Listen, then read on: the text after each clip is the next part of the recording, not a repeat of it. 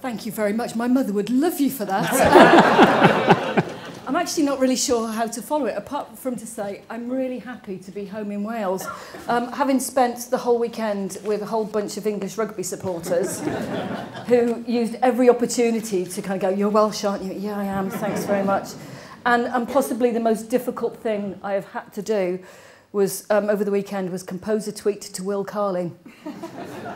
Because I had been gloating slightly. I'm very passionate, completely biased about Welsh rugby. And I managed after about 15 minutes just to say to him, "Well played." That was, yeah, several revisions later. It didn't start off nearly so polite. But for me, I absolutely, truly believe that I wouldn't have achieved any of the things I did if I'd been born anywhere else but Wales. And there's a whole set of complete sort of lucky circumstances that led to me being educated and being in sport and then going into politics. So as I said, I was born with spina bifida. I went to Birchgrove County Primary School and I grew up around the corner. And when I became paralysed, the education policy at the time was basically segregation. Disabled children were not allowed in mainstream education. And my head teacher, a man called Dewi Thomas, was amazing because he didn't tell the local education authority that I was in a wheelchair. And my parents went and said, "Look, isn't Tanny meant to be somewhere else?" He went, "Oh, I'll write a letter, but I'm very busy." And he was very busy for about 3 years. And he was amazing because I remember there was one day and he came running into the classroom. He was like, "Tanny, Tanny, come with me." I went, "Yes, Mr. Thomas." And he kind of took me out and pushed me into a store cupboard and locked the door behind me. And this is true. If that happened these days, quite rightly, there would be an investigation. But there was a spot inspection at the school, and he just had a panic because he didn't want them to see that I was in the school.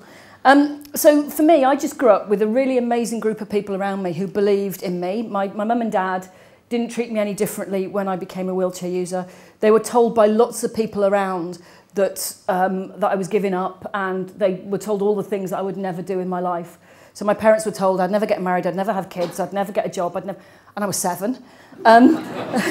And, you know, my parents just said, you know, this is rubbish. She's still Tanny. You know, she might be sitting down, but actually the chair shouldn't make any difference. And Dad was really passionate because as an architect, he loved steps and cobbles, which I hate. And pretty much everything he built had steps and cobbles until I came along. And he was very keen on me being physically active because he just said, look, the world is not accessible. The world is not going to change for you, so you need to get on with it. So his idea with me playing sport was if I wanted to go somewhere where there were loads of steps, I could get out of my chair, crawl up the stairs and drag my chair. And so he actually refused to make a house wheelchair accessible.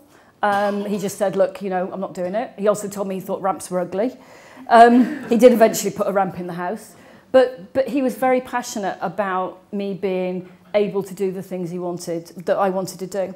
And one of the biggest influences on my young life, he had a book, and it was amazing buildings from around the world, and it had a picture of the Taj Mahal and the Sydney Opera House. And I remember him sitting down with me and saying, the world is an amazing place, and you know, Cardiff's great, but you need to travel, you need to explore, you need to do something positive with your life, and you need to sort of contribute. And that sort of had a huge influence on everything I did through sport and through now. And then a couple of years ago, Dad was ill. And, you know, as a child, you never say thank you to your parents, and he was really, you know, he was dying. And I wanted to say thank you. And I remember saying to him, do you remember that conversation? And you showed me the book, and, you know, that was huge in my life. And he looked at me and went, no, don't remember it. Oh, lovely, thanks. And I kind of went, oh, right, okay, well, great. This sort of wonderful bonding moment had gone. And about half an hour later, he said to me, no, I do remember it. And I went, oh, okay, well, that kind of changed my life because you brought me up to believe I could do anything that I wanted. And he went, oh, actually, your mother and I just didn't want you living at home forever. And I look back and I think, I am so glad that my dad gave me the message that he did rather than you're a bit of an annoying child. I mean, the other thing he said to me once was if I loved him at all, because I said to him, oh, one day you might have to come back and live with me. And he was like, if you love me at all, please put me in a care home. You know, I love you, but I never want to live with you ever again. But sport was massive. It's really hugely important to me. I mean, I remember I did want to play rugby for Wales. And I remember saying to my mum, is it because I'm a woman? And she's like, no, the chair. So I started playing basketball. My basketball career lasted for about 2.5 minutes because I got fouled off for fighting. And, Yeah, the referee, who was English, which I blame him for everything, he said that I punched somebody, which was not true.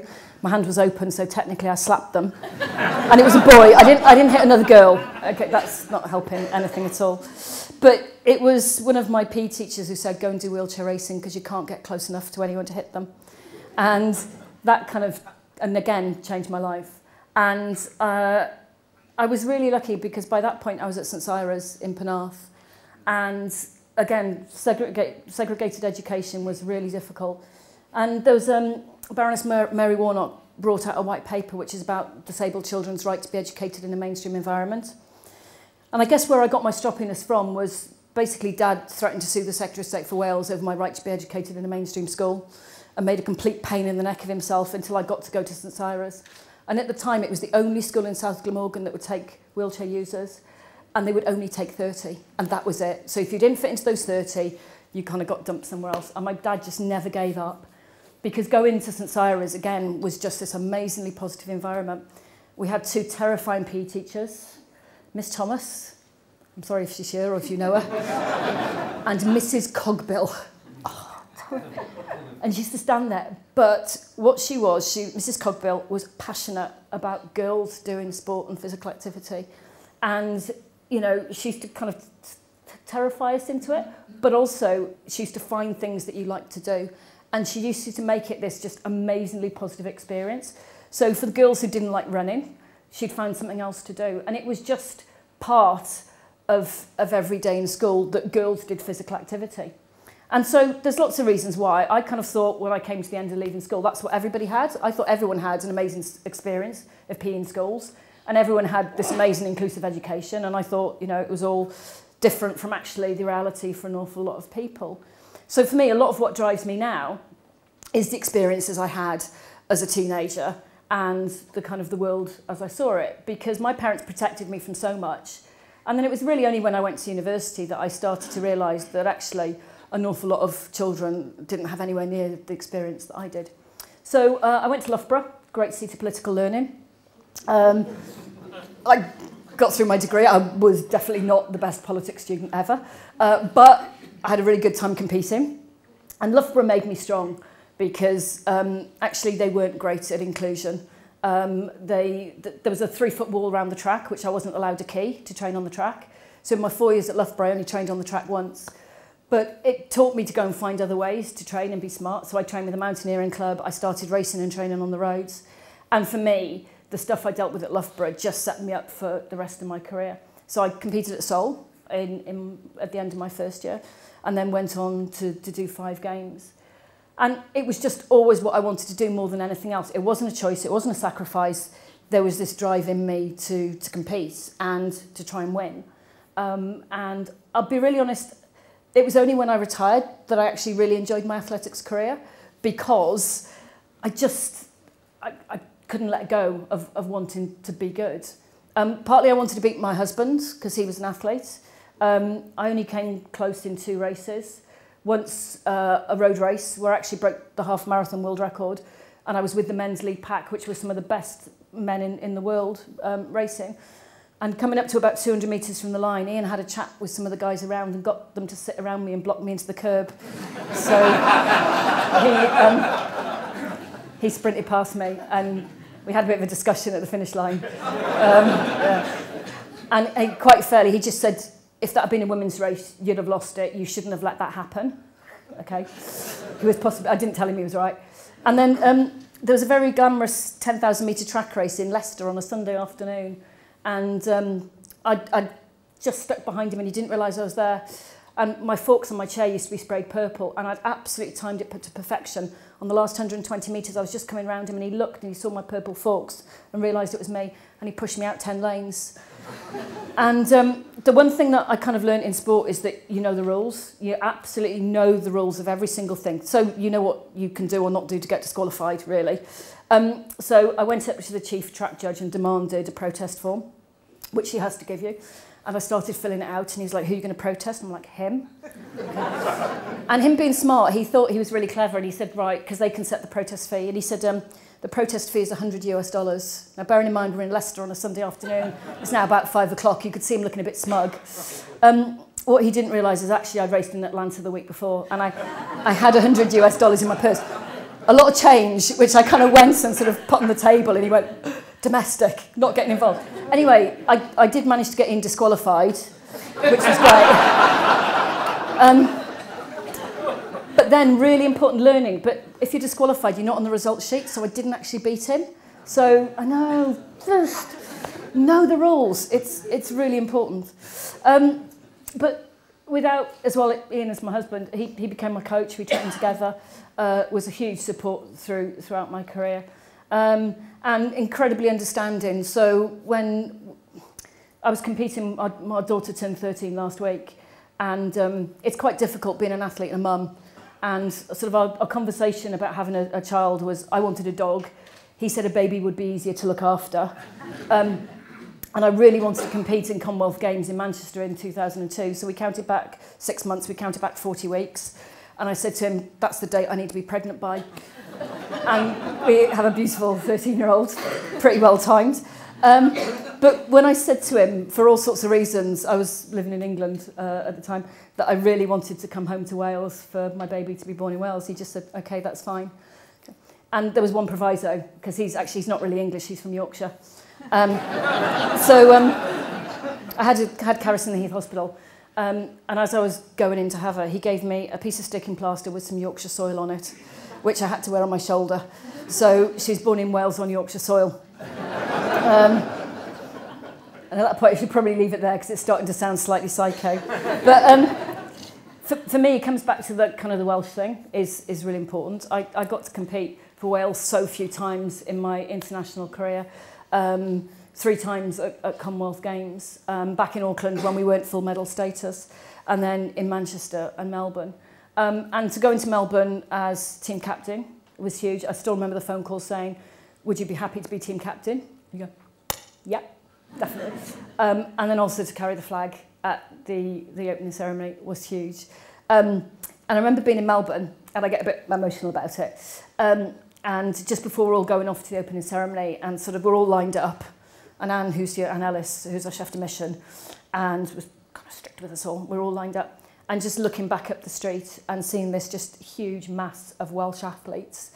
And somebody started singing Callum Lan and and it was incredible. And then the best bit was then the English team walked in front of us, and we had these really amazing suits which Jamie Bolsh had got for us, and we looked really smart.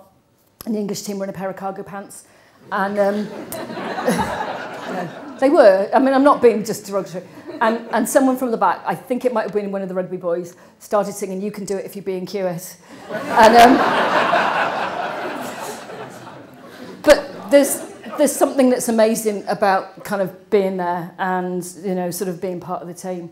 And then, you know, for last year, having Commonwealth Games sort of virtually on home soil and being able to watch the team from the outside was amazing. I'm just so proud of everything that the Welsh team did last year, because they were hit by so many different things that you never would have been able to foresee. And I remember doing an interview saying, I'm not really sure it can get any worse for the Welsh team, you know, this is it. And I was just about to go in and do an interview with Ken Bruce, and I got pulled from it. It was like, you can't go in. And you're like, what? And then it was all the drug stuff. And I remember sitting there thinking, how can the team pull this back together? And what you don't see from the outside is that the support that the guys get is incredible, through either it's the chef de mission or the team staff or the coaches. And they pulled together. And I got a message from a friend who was competing who just said, we're okay, we're fine. And then to see that turn around and to be such an amazingly successful Commonwealth Games was brilliant. And for me, it kind of shows just the strength in the nation. So I spent most of my career with people calling me Taff, actually, or kind of going, oh, you're Welsh. But what I saw from last year was people looking at Wales in just such a positive way and looking at Welsh sport in such a positive way. And that's incredible, because for a nation the size that we are, we deliver above and beyond what anyone could ever expect. And that's kind of another reason why I'm so proud to be Welsh. One of, I guess, the only regrets I've got in what I do now is when I went into the House of Lords, I didn't end up with a Welsh title. I did try. And I went to see the chap who's in charge, and he said, what title do you want? And I said, I'm from Cardiff. And he looked at me and said, you can't have that. You can only have that if you're a duke. I went, okay, fine. I didn't realise a lot of the rules. And anyway, I live in a little place now called Eagles Cliff, which sounds incredibly grand. There's no eagles, there's no cliffs. It's completely landlocked. We've got a train station and a pub and a hairdresser's and a vegetarian restaurant. That is it. So it sounds much more grand than it is. But I guess a lot of stuff from sport has helped me with the resilience that going into politics needs you to have, because the process I got there, I'm an independent crossbench peer. We have a review every year. You see who's alive, who's working, what people are doing. And it was 2009, and they figured they needed a few more people doing sport because of all the really exciting legislation for 2012. So we had things like Sunday trading laws, road closures. You know, a lot of it wasn't very glamorous. But I had a phone call from the Cabinet Office saying, would you like to come to London for an interview to go into the Lords? You know, okay, right. Didn't know what to expect. My first question at interview was, what's the most interesting debate you've ever listened to? The second question was, what's the most boring debate? And I said, oh, they're all very interesting. And my interview panel laughed at me because things are technical. We never have anything that's boring. It's always very technical. And so the process was about a year long. Very strange. I kept getting all these phone calls saying, is there anything you'd like to tell us? Not really. Are you sure? Yeah. Not really. Are you sure there's nothing from your past you've forgotten? You go, oh. And I got to about 9 phone calls when I said, look, I'm really sorry. I must be so stupid, but what am I missing? You know, I've had a few speeding tickets and a couple of parking tickets, and that's kind of it, really. And the woman said, no, have you ever been a terrorist? Honestly, you could not make this up. And I said, no, I've not been a terrorist. And I went, oh, that's okay. We just needed you to tell us that you've not been a terrorist. Okay, right, no, I've not been a terrorist. Anyway, so the way that I found out that I'd made it was a Tuesday night. Karis had come home from school, not said anything. And then at about 7:30, sort of went, Mummy. Now, she only ever says mummy when she wants new shoes or she's messed up. And I said, oh, what is it, darling? And she went, I didn't tell you, but I need green felt for tomorrow. I went, oh, kids. So we're in the car, we're driving to the local shopping centre, we're there, you know, it's all a bit fraught, we're having a bit of a family row, and she's faffing about which green felt to pick. Ian's there faffing about.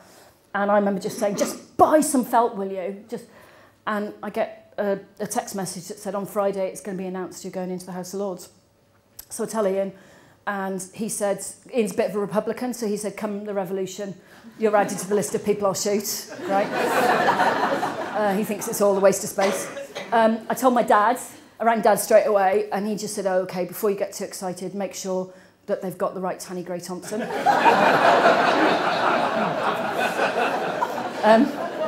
My family are very levelling, so Tanny's a made-up name. My sister didn't like the name I was christened, completely made-up name.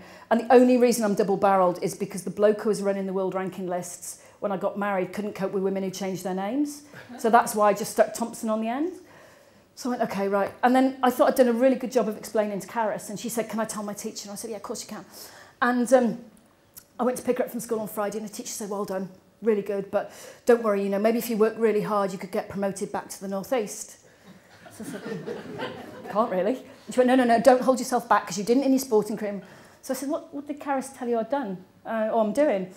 And the way I'd explained it to Karis, I said, do you remember that day we went to see Big Ben and we came out of Westminster Tube Station, we gave our tickets in, and she went, oh. I said, I'm going to be working there.